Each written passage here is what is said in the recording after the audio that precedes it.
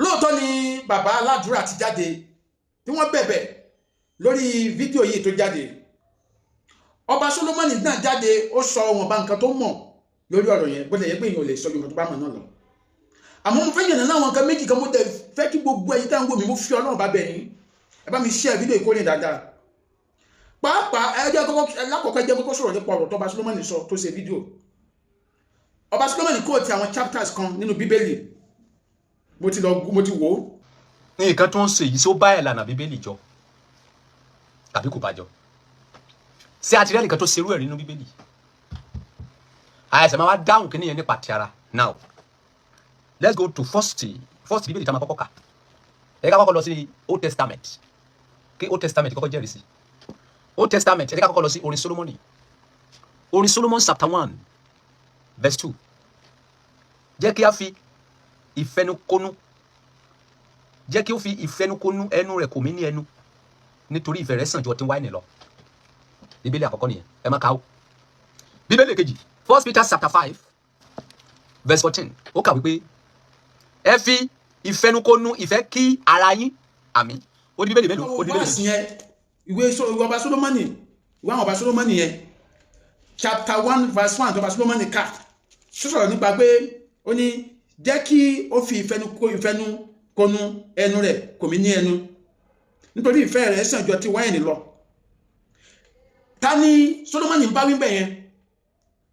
Obìnrin ló ń bá wí kì í sọkùnrin ẹgbẹ́ ẹ̀.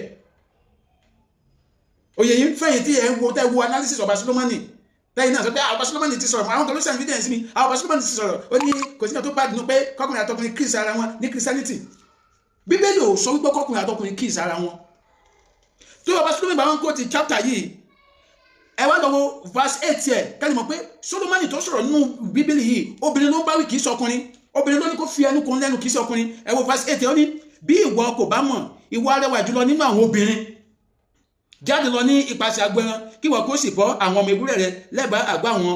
olùṣọ́ àgùntàn. Ẹ̀fẹ̀ ó ní ìwọ arẹwà jùlọ nínú àwọn obìnrin verse 8 of that chapter tọ́ba Solomoni quote tó fi ń tàn jẹ nìyẹn.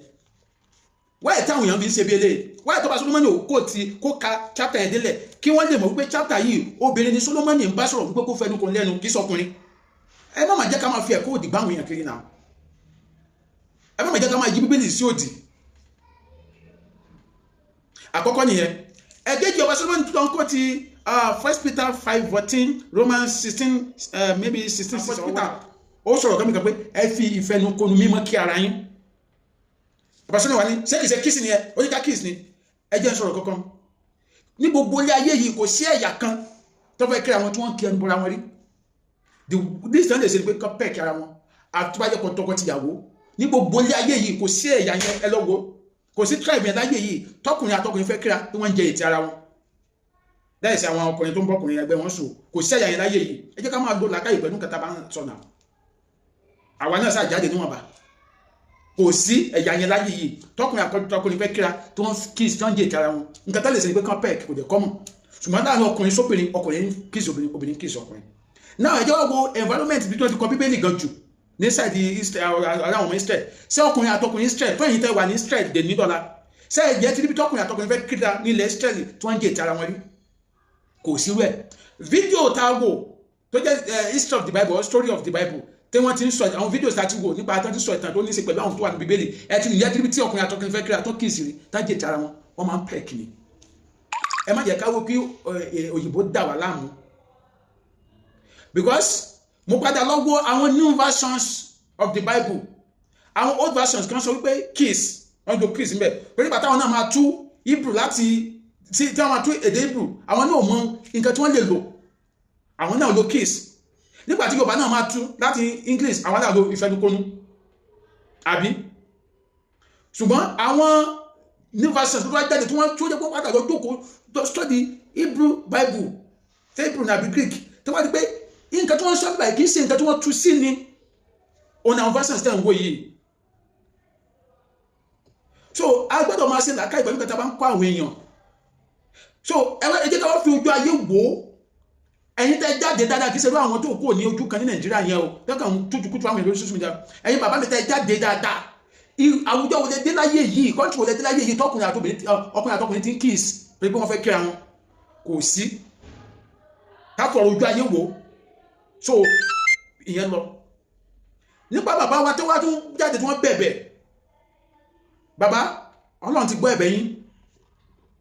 àwọn ẹgbẹ́ mímọ́ kérúbù àti sẹ́ráfù náà dẹ̀ ti understand pé ẹ jáde ẹ dẹ̀ túbá ẹ fi gbéraga sí pé ẹ̀yin ni igbá kan ṣùgbọ́n àkíyèsí náà tó fẹ́ pé gbogbo ẹ̀yin bàbá yìí sí ó ní oyè fífi àwọn èèyàn jẹ oyè ẹ ti sọ oyè di pọ́ńtọ̀ ẹ̀yin fún àwọn èèyàn ní oyè according to iṣẹ́ ìríjú wọn níwájú Ọlọ́run mọ́ owó lẹ́bí fún àwọn èèyàn lóyè ṣùgbọ́n nígbà tí wọ́n fẹ́ fún àwọn èèyàn lóyè wọn parọ́ mọ́ Ọlọ́run Olúwa wí bishop definition is the definition of bishop mo lọ Google ẹni olórí àwọn àlùfáà ni wọ́n pè ní bishop tàbí olórí district kan ẹni tí wọ́n fi jẹ́ district bishop yìí níbo ló ti bá iṣẹ́ ìrìnsẹ̀ ń bọ̀ níbo ló bá dé kó tó jump ti bishop bọ́ nígbà tí wọ́n máa kó wa lẹ́sẹ̀ ẹni Ọlọ́run ló sọ pé kẹ́yìn ní bishop bọ́ Olúwa wí ló bá mi sọ̀rọ̀ kò jẹ́ ká mọ ẹni tó ń sọ òtítọ́ mọ́ àmọ́ tó gbẹ́ jẹ́ bàbá sí wa nínú ẹgbẹ́ mímọ́ kérúbù àti sẹ́ráfù mi ní yájú sí yín ṣùgbọ́n àwọn bàbá tí wọ́n táwa ti ara wọn jáde tó lẹ́ pé wọ́n bí wọn sínú ìlànà yìí ni wọ́n bí bàbá tí wọn náà sínú ìlànà wọ́n bá bàbá wọn sínú ìlànà yìí ni wọ́n ta oyè fún yàn wọ́n dẹ̀ yà kúrò lórí ìlànà yẹn kéèyàn tó lè jẹ́ bishop ní kérúbù nínú ẹgbẹ́ mímọ́ kérúbù àti sẹ́ráfù ó yẹ ó máa níbi tó máa bá dé ṣùgbọ́n àgbàtà bá fẹ́ káwa mọ́kànlá ẹni Ọlọ́run oníkẹ́ ṣe àgbàtà lọ́pọ̀lọ́ oníkẹ́ ṣe àṣàlẹ̀ bọ́lọ̀ jiyàn ọdún jẹ́ káwọn bàbá yẹn kan máa wò yín gbà mí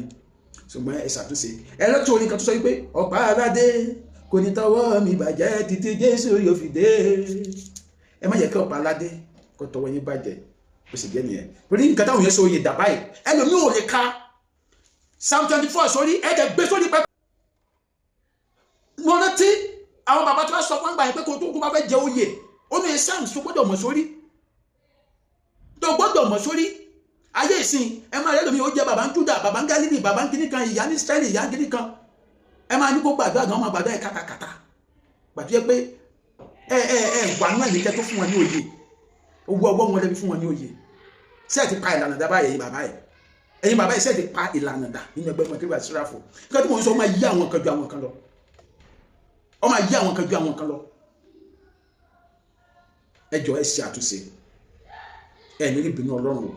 ẹ̀dẹ̀ ní ìbínú bàbá Mósè ní ọdún àṣẹ ẹ má pa ìlànà dá ó jẹ́ àti mi bẹ́ẹ̀ sọ títí sáré ọmọdé bá mi share fídíò yìí ó dàbọ̀. Ade Omo Ade, advocate for the masses.